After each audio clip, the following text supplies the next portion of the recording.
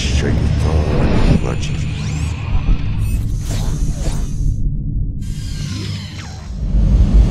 يا أيها الذين آمنوا إذا نودي للصلاة من يوم الجمعة فاسعوا إلى ذكر الله وذروا البيع ذلكم خير لكم إن كنتم تعلمون فإذا قضيت الصلاة فانتشروا في الأرض وابتغوا من فضل الله واذكروا الله كثيرا لعلكم تفلحون.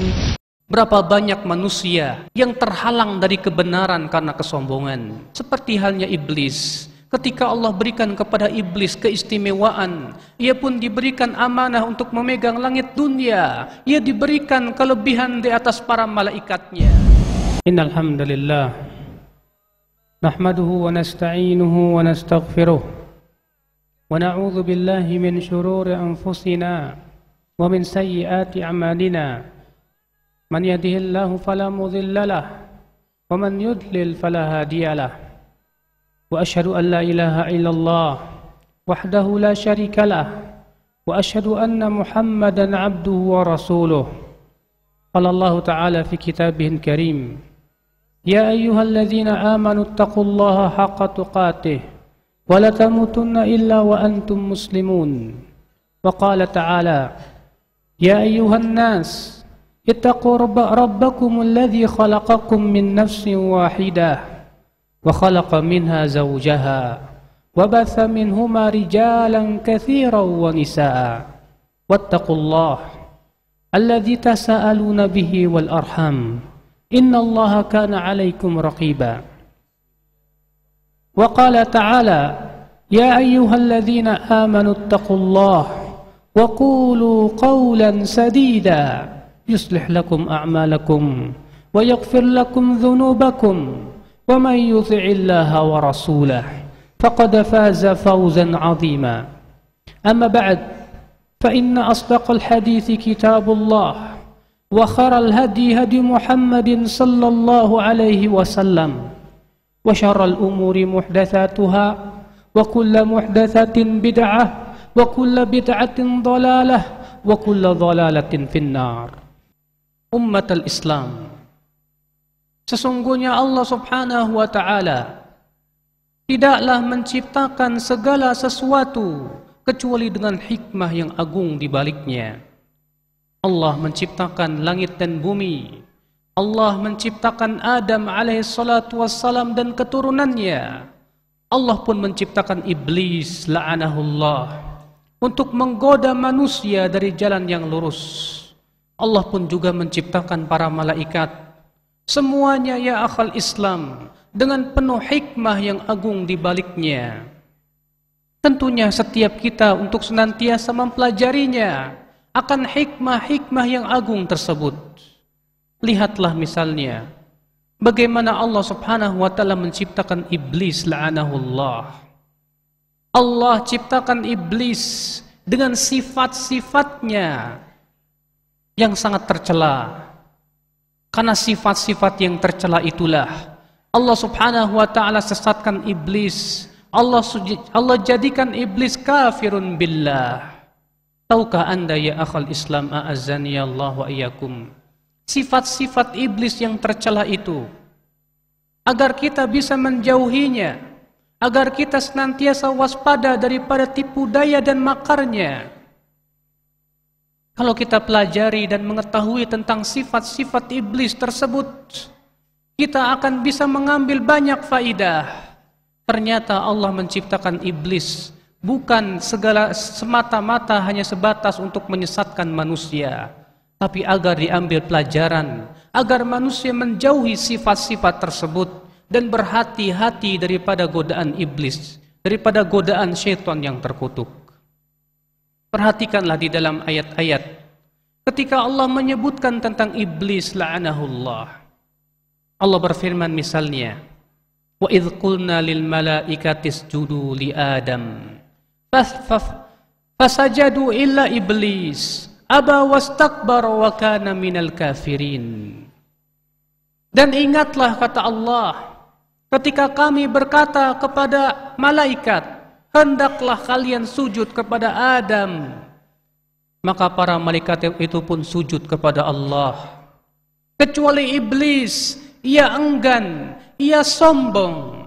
Allah mensifati iblis, ia sombong, ia enggan untuk senantiasa tunduk kepada Allah subhanahu wa ta'ala. Ini adalah sifat pertama daripada iblis la'anahullah, yang menjadikan dia enggan ya akhal Islam, yang menjadikan dia dikafirkan oleh Allah. Makanya Allah mengatakan, aba wastakbara wa kana minal kafirin. Ia pun enggan dan sombong, dan ia pun termasuk orang-orang yang kafir, kata Allah subhanahu wa ta'ala.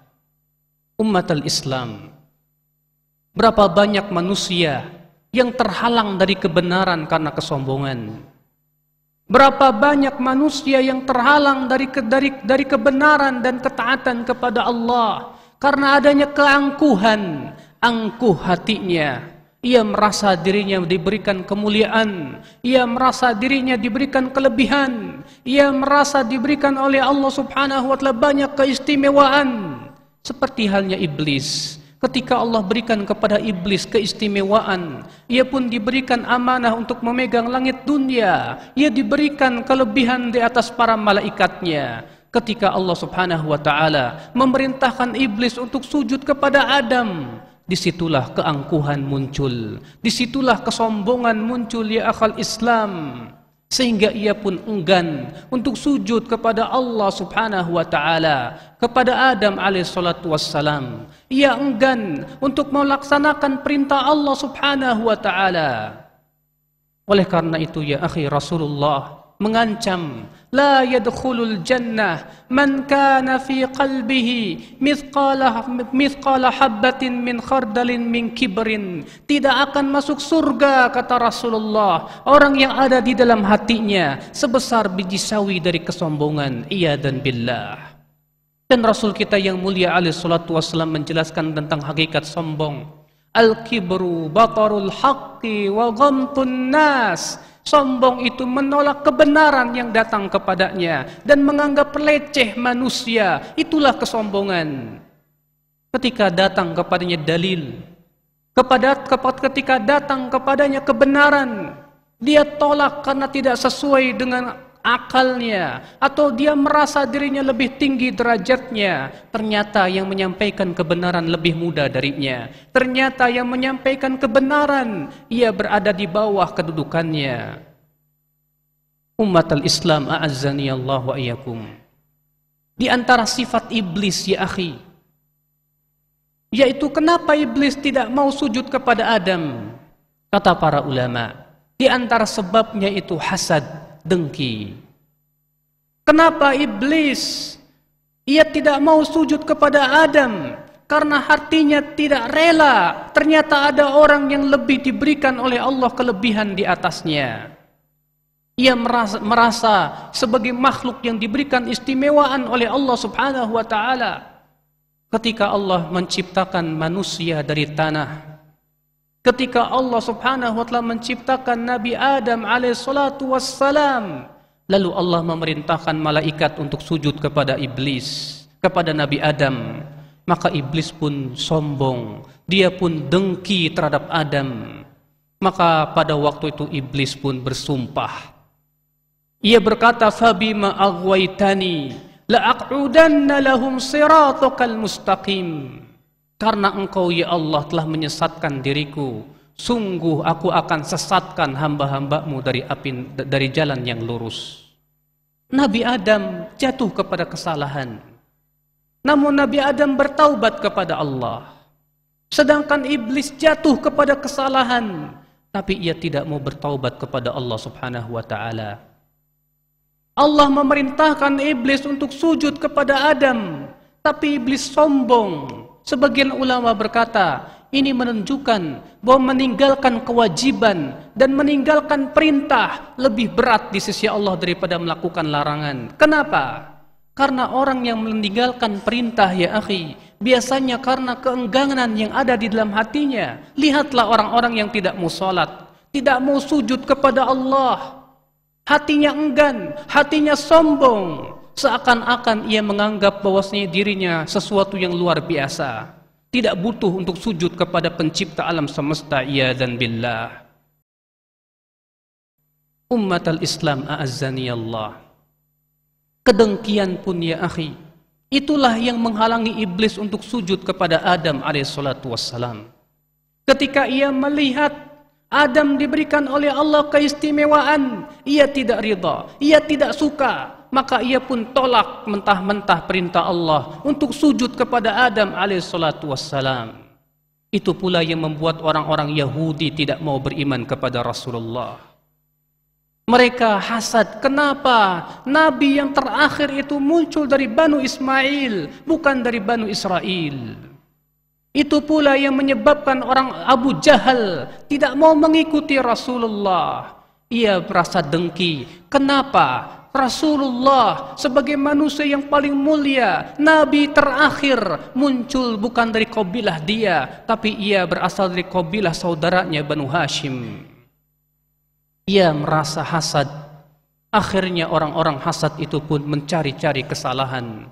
Akhirnya orang hasad itu pun berusaha untuk menjatuhkan mereka yang ia hasad kepadanya. Maka dari itulah ya akhal Islam, kita berlindung kepada Allah daripada ainun hasid, daripada mata yang hasad, mata yang dengki, karena matanya itu bisa menyakiti ya akhal Islam a'azzani Allah wa iyyakum.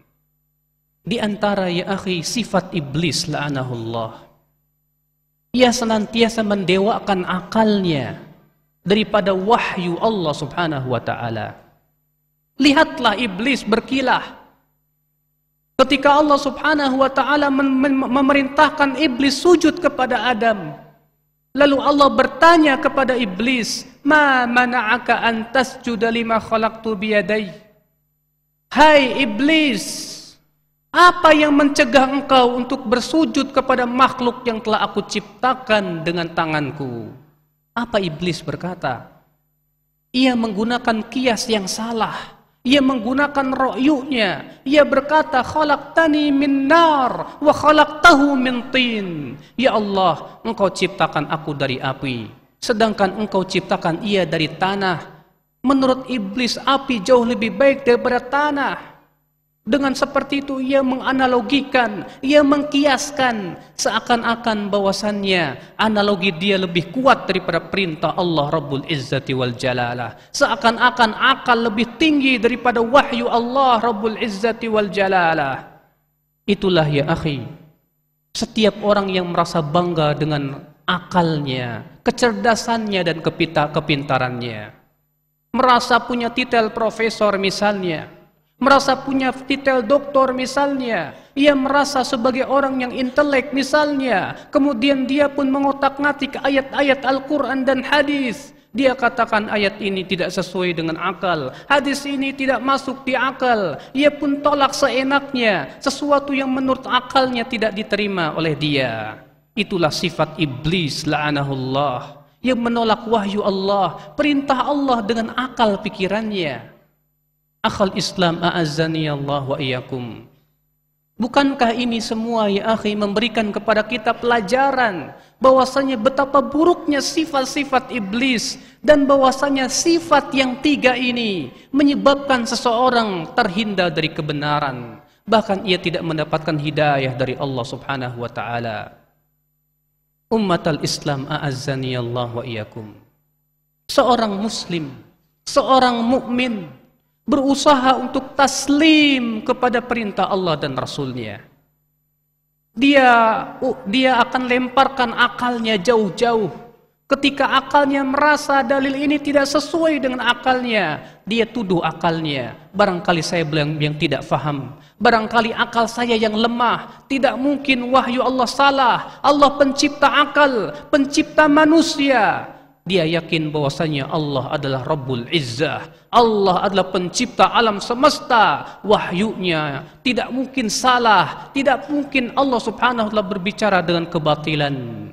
Segera ia pun tuduh akalnya. Dia merasa akalnya lah yang salah, yang lemah. Segera ia pun berbicara untuk berkata, "Amanna, kami beriman, kullum min indi rabbina." Semuanya itu berasal dari Rabb kami. Akhal Islam, maka seorang mukmin dia berusaha untuk taslim terhadap perintah Allah. Demikian pula berusaha untuk taslim terhadap perintah Rasulullah sallallahu alaihi wasallam, menyerahkan diri kepada Allah dan Rasulnya dengan sebenar-benar penyerahan. Aqulu qawli hadza wa astaghfirullah li wa lakum. Alhamdulillah wassalatu wassalamu ala Rasulillah Nabiyyina Muhammadin wa alihi wa sahbihi wa man walah.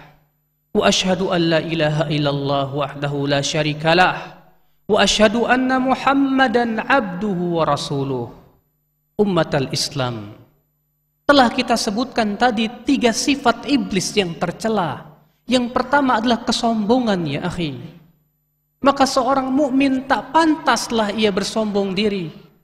Seorang mukmin wajib tawadu dan tunduk kepada kebenaran yang datang dari Rabb-Nya, siapapun yang menyampaikan kepada dirinya.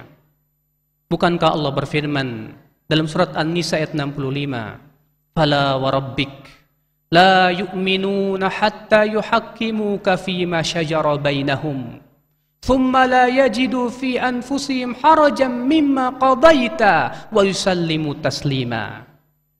Fala wa rabbik, kata Allah, tidak demi Rabbmu, la yu'minun, mereka tidak beriman.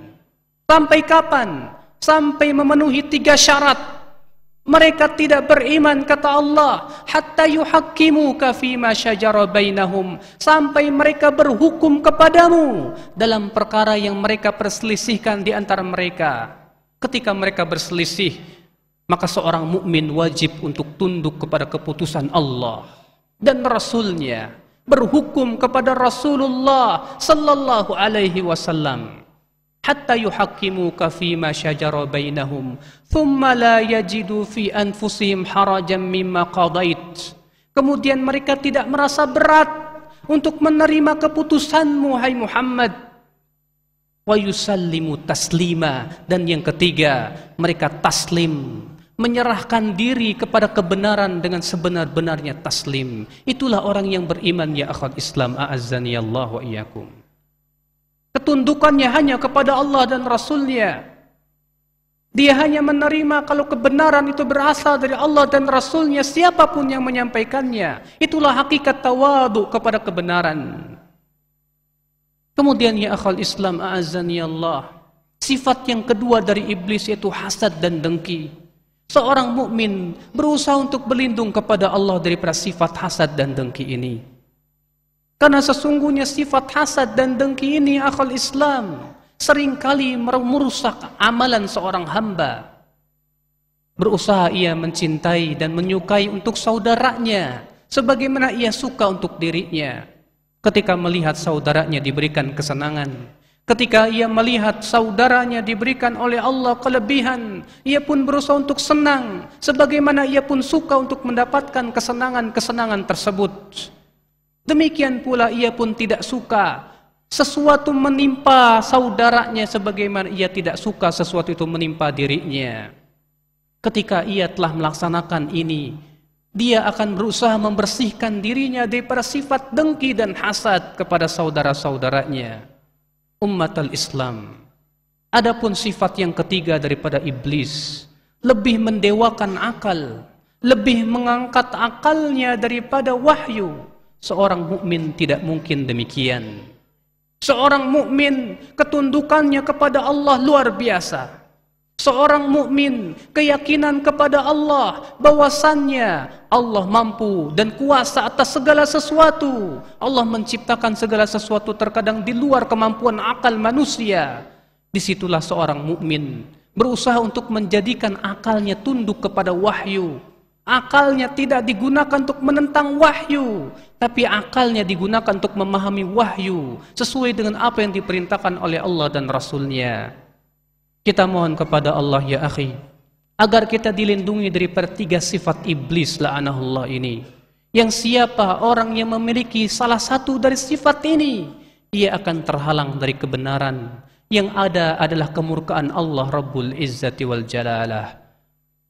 Allahumma salli ala Muhammad وعلى آل محمد كما صليت على إبراهيم وعلى آل إبراهيم إنك حميد مجيد وبارك على محمد وعلى آل محمد كما باركت على إبراهيم وعلى آل إبراهيم إنك حميد مجيد اللهم اغفر للمسلمين والمسلمات والمؤمنين والمؤمنات الأحياء منهم والأموات إنك سميع قريب مجيب دعوة يا قاضي الحاجات اللهم وتب علينا إنك أنت التواب الرحيم رب اغفر لي رب اغفر لنا ولوالدينا وارحمهما كما ربيانا صغارا اللهم وتب علينا إنك أنت التواب الرحيم وآخر دعوانا أن الحمد لله رب العالمين